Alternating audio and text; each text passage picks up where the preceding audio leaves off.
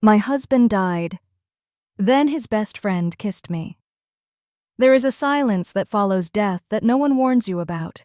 It's not just the absence of voices or footsteps, it's the way everything familiar suddenly feels foreign. The way your own breathing sounds too loud in a house built for two.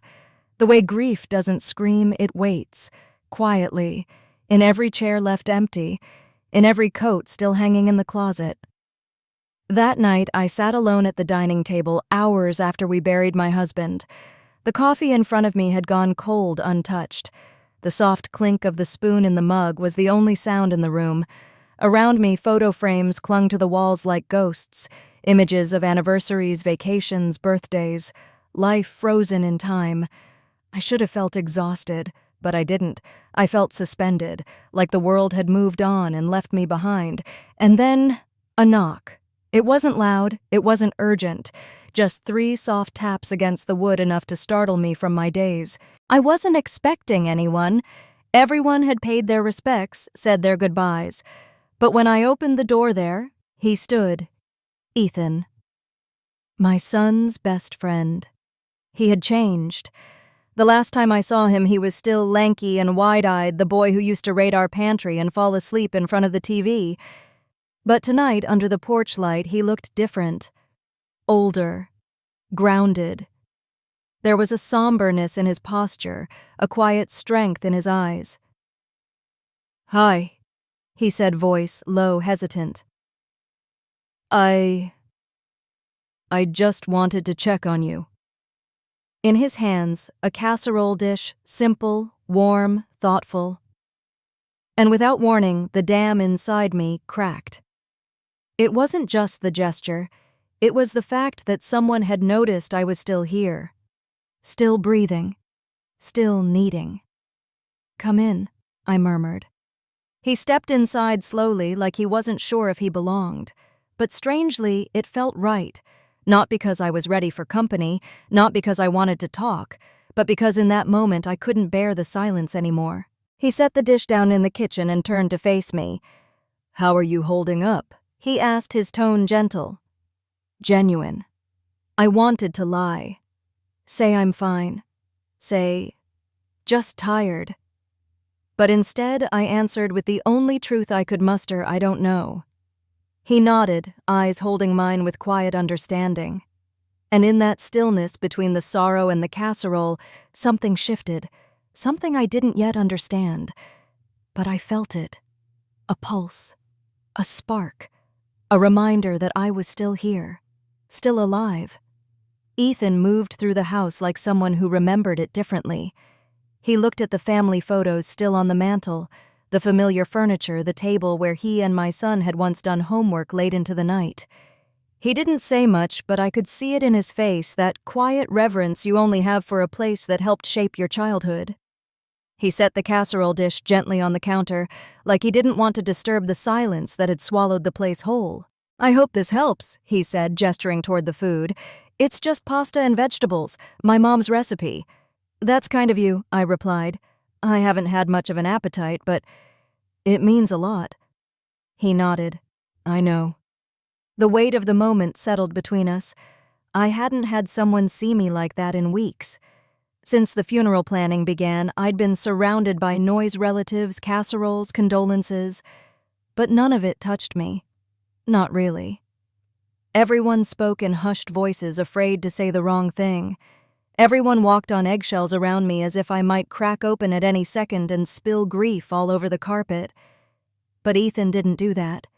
He just stood there. Present. Real. "How are you, really?" he asked after a pause. I almost laughed at the simplicity of the question. It was so direct, so honest, and it cut deeper than any of the dozens of "I'm so sorry for your loss" platitudes I'd heard in the last few days. "I don't know," I said. "I feel like I'm sleepwalking through someone else's life, like I'm a guest in my own home." Ethan's brow creased. "I get that." He reached out, placing his hand on mine slowly, gently, not in pity, but in anchoring.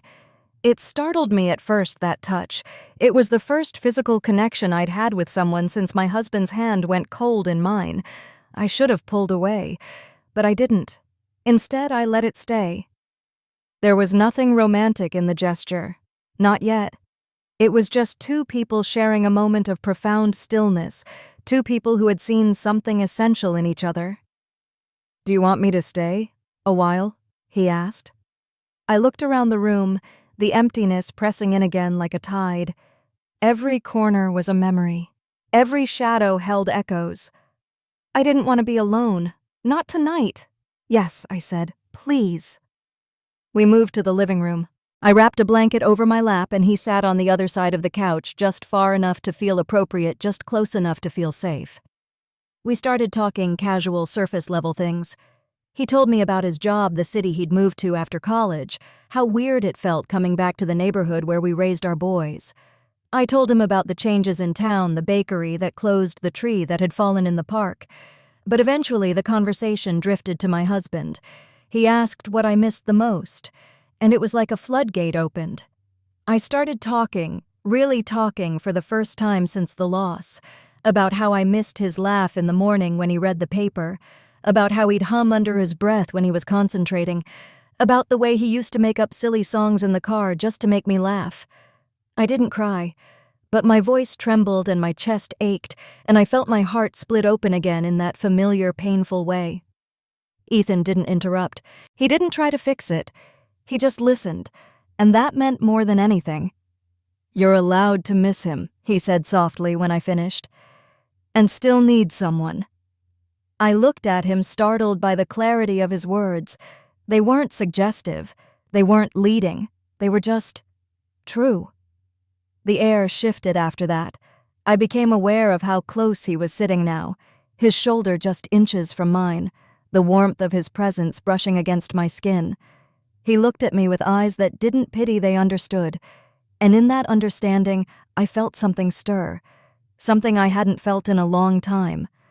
I didn't know if it was comfort attraction or simply the hunger to feel alive again. But I didn't move away. We sat there in silence. And the silence wasn't painful this time. It was full of potential, like the pause before something new. Eventually, he leaned back, relaxing into the couch, and I leaned with him, our shoulders brushing just slightly. It could have meant nothing, but it didn't. "Do you remember when you and Michael tried to build a treehouse in the backyard?" I asked, smiling faintly at the memory.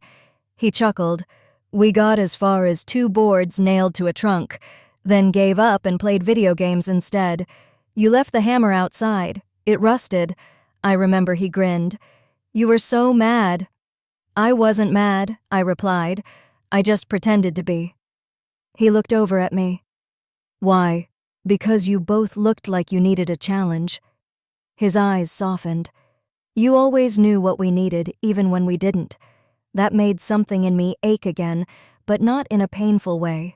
In a longing way. A reminder of the years that had passed, the boy who had grown up in this house, the man who now sat beside me, seeing me not as someone broken, but as someone still whole, as someone still here. A few minutes later, he stood to leave, but when he did, he hesitated. His eyes lingered on mine. He reached out again slowly and brushed a strand of hair behind my ear. It was tender, deliberate. I should have pulled away. I didn't. "You're still beautiful," he said, almost under his breath. It had been years since anyone had said that to me, and something about the way he said it made me believe it.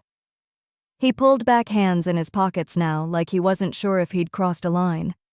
"I should let you rest," he murmured. "Will you come back?" I asked before I could stop myself. He blinked, then smiled softly. "If you want me to." I nodded. "I do." And with that, he left. But the warmth of his presence stayed behind. Long after the door closed, I sat there stunned, not by what had happened, but by what almost had.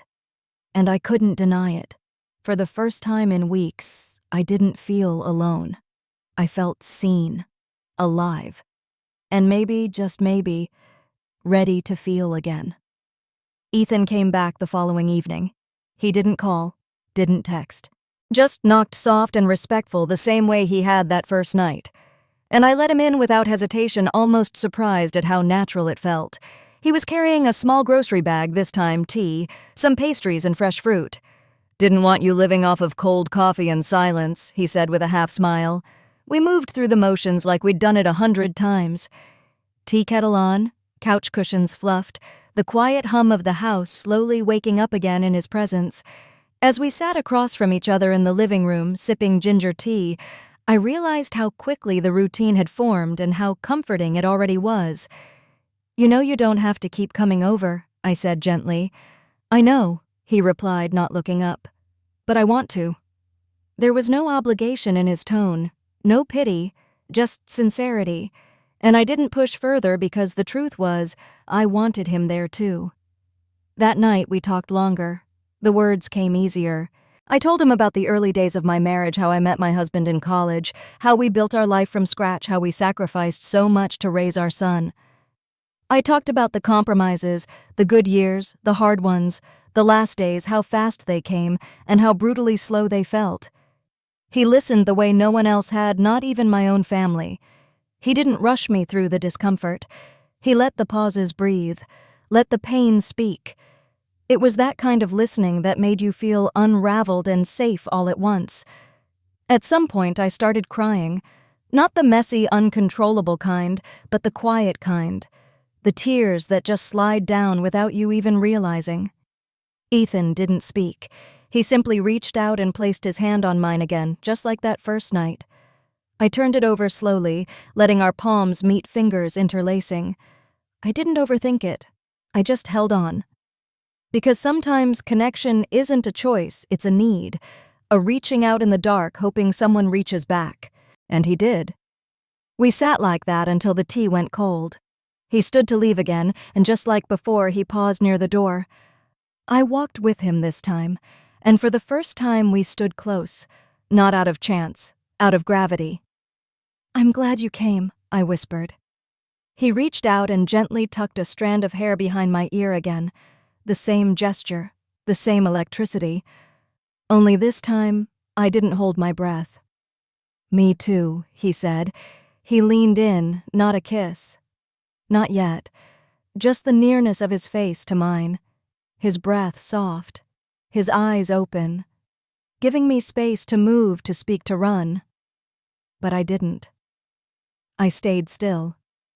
And he lingered there for a moment longer before pulling away. "Good night," he murmured. "Good night, Ethan." He left, but everything in the room still felt like him. The warmth, the pulse, the ache. The next few nights followed a similar rhythm. Sometimes we didn't talk much. Sometimes we talked for hours. Sometimes we sat side by side on the couch and shared stillness. But always, he made me feel something I hadn't felt in a long time, wanted, not for anything I could give, just for being me. One evening, maybe 5 or 6 visits in, we were sitting in the living room after dinner. The lights were low and the record player was humming in the background. He was telling me a story about a hiking trip he'd taken recently, how he'd gotten lost for 3 hours, but somehow found the trail again. "I kept thinking about you," he said quietly. That made me pause. "Me?" He nodded. "You've always been calm, even when Michael and I were being idiots. You had this centeredness." I think I remembered that and just kept walking. I didn't know what to say. His words stunned me, so I just smiled and reached for his hand again. That night, he didn't leave right away. We were sitting closer than usual. The steam of our tea curling upward between us, the low music setting a rhythm our hearts seemed to follow. When he reached out to touch my face, I didn't flinch. When he leaned in, I didn't move away. The kiss was soft, tentative, a whisper more than anything, but it carried weight.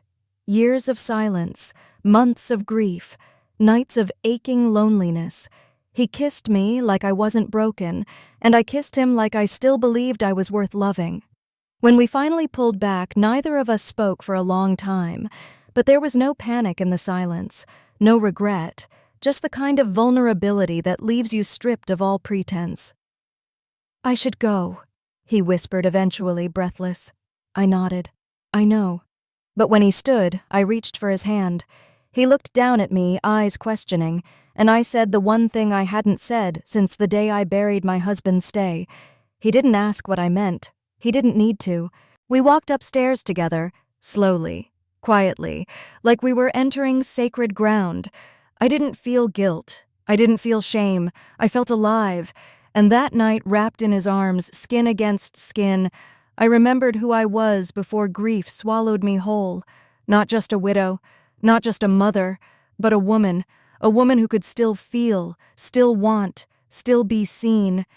He held me with reverence, like I was something fragile, not broken, like he was afraid of hurting me, but more afraid of leaving me untouched. We didn't speak much, but every look, every kiss, every breath said everything that needed saying. And when the sun began to rise, casting soft gold across the sheets and the curve of his shoulder, I didn't feel dread. I felt warmth, peace, possibility.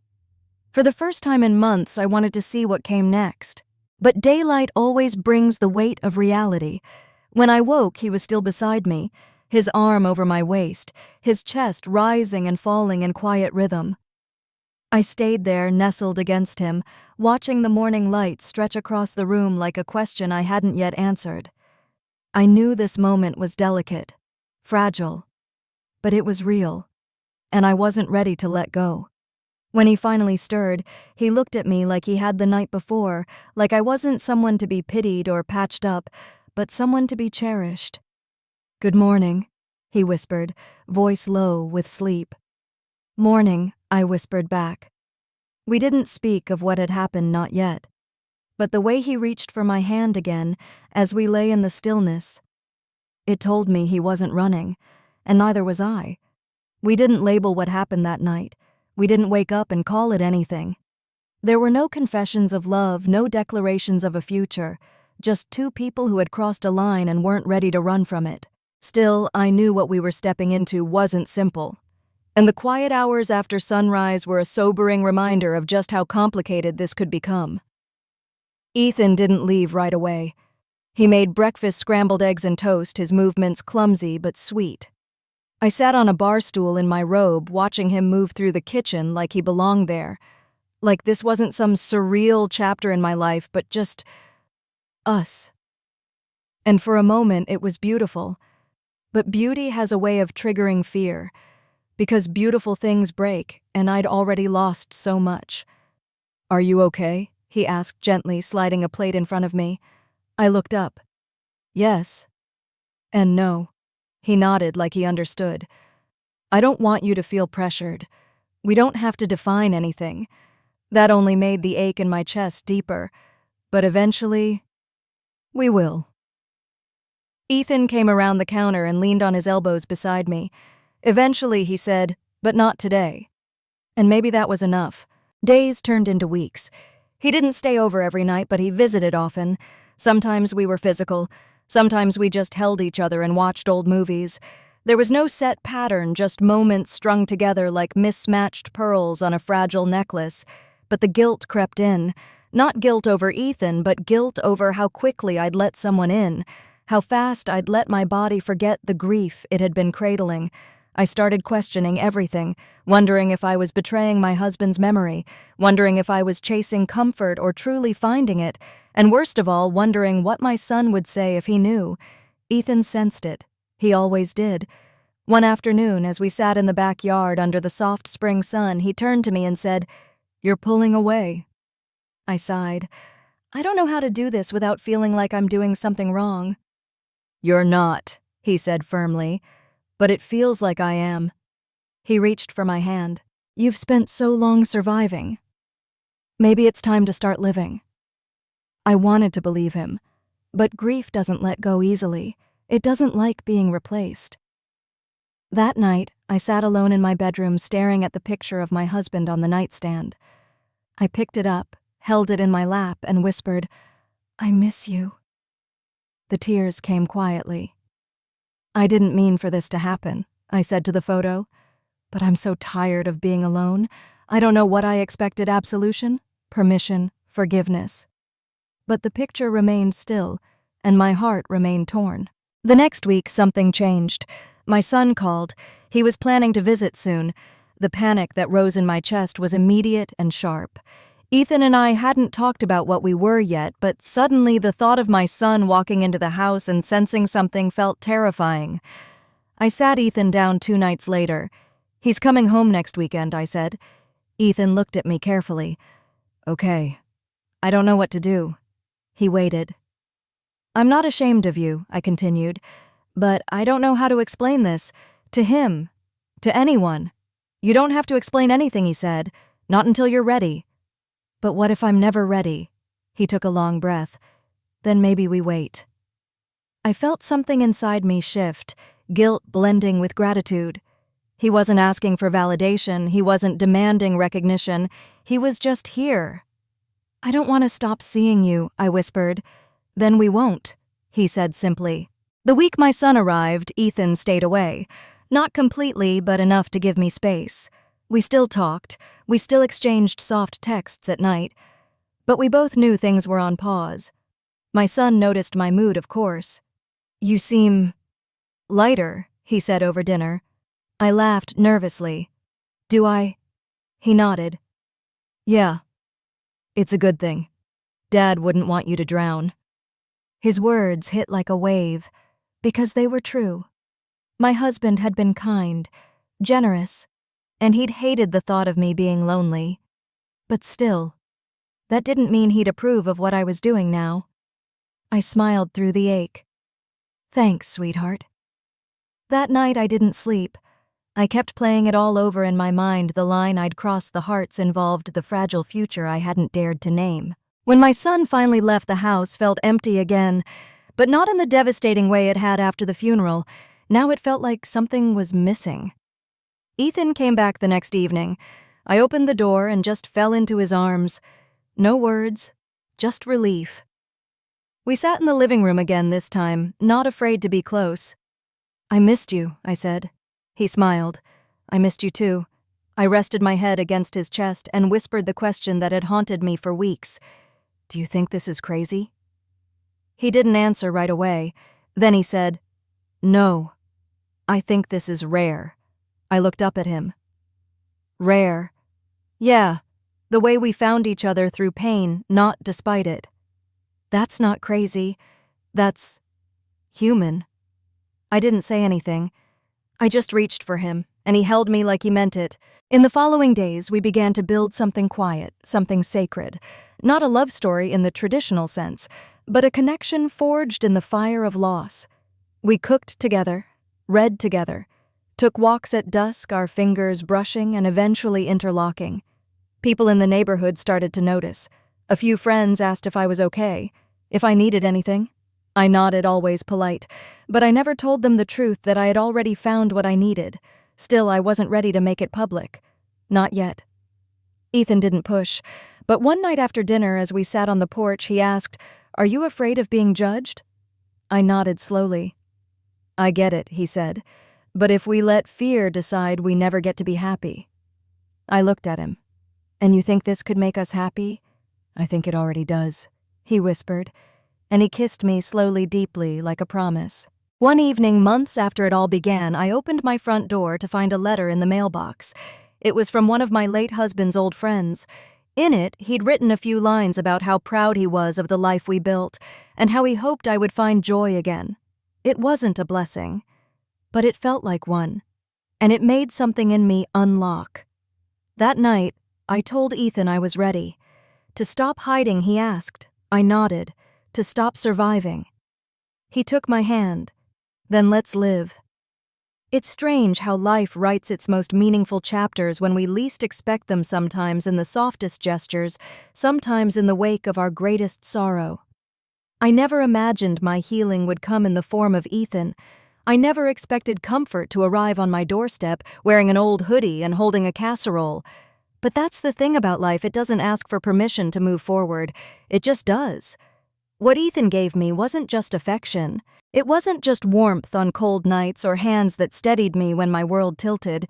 He gave me permission to feel again, to laugh without guilt, to miss what was lost without being defined by it.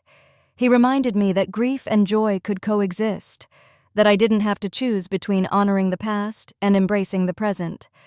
There were still hard days. Days where memories hit too hard. Days where doubt returned like a shadow at dusk.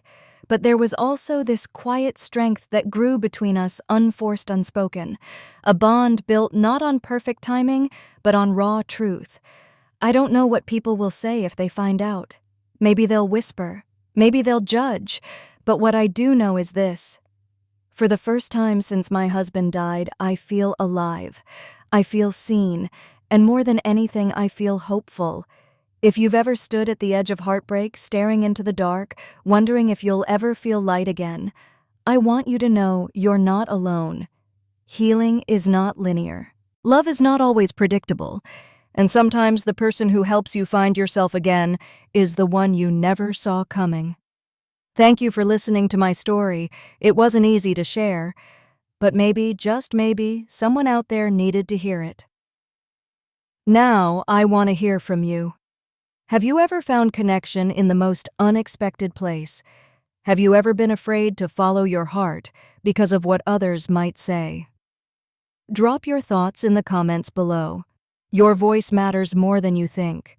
And if this story moved you, please give this video a like, share it with someone who needs to hear it, and subscribe for more true, raw, and unforgettable stories that speak to the heart. Because life isn't always neat, but it's always worth telling.